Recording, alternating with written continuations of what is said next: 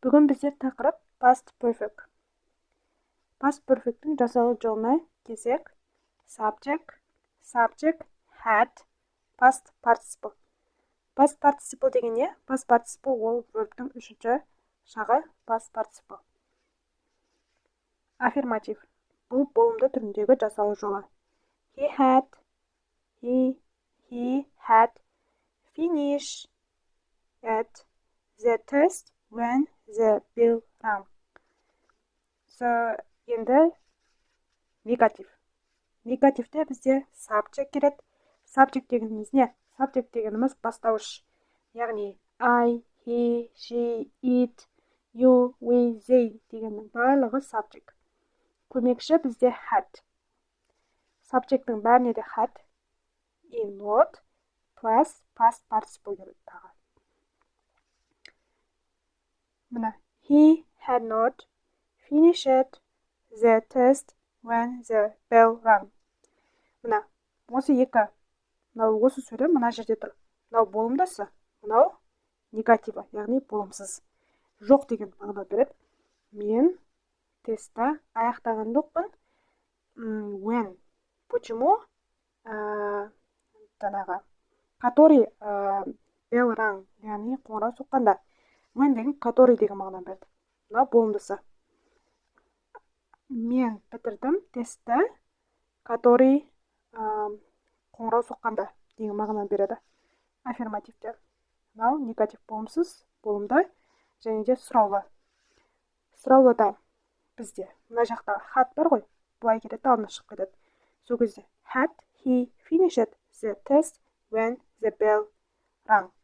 Had бізде subject, he, she, itіміз келеді, или we, they келеді, и past participle. Had he finished the test when the bell rang?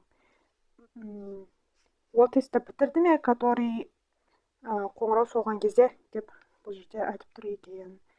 Мұнан сіздер скриншоттап, или осы видеоны ұстап қойып, жазып алсаңыздар болады. Яғни past perfect деп жазып алсаңыздар болады, және де өздеріңіздің практикаларыңызда қолдануларыңыз керек. Енді мысалға келетін болсақ,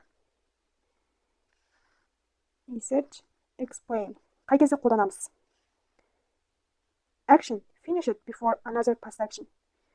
Яғни, іс-әрекет біткен, өткен шақтағы болған, мысалға бұл past perfect пен past simple'дің айырмашылығы бізде, мына, былайынан айтатын болсам, past simple жалғасып келе жатыр да, и осы жерде стоп болады. И стоп, мына жерде тағы бір іс жалғасады. Мына жалғасқан іс бізде past perfect. Мына жалғасқан іс бізде ол past simple болады. Осы action, finish it before another past action. Осы сөзді айтып тұр. Мысалға, John had gone out when his wife arrived in the office. Енді мына жерде қарайтын болсақ, John had gone деген сөйлеміз past perfect болып тұр.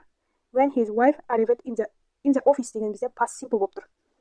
Яғни, мына жер past perfect, мына жерде past simple. So, second one, екіншісі бізде action happened before a specific time in the past. Іс-әрекет болған белгілі бір уақытта, өткен шақта.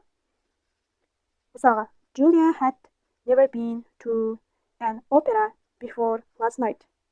Julia had never been to an opera деген past perfect. Before last night, it's past simple.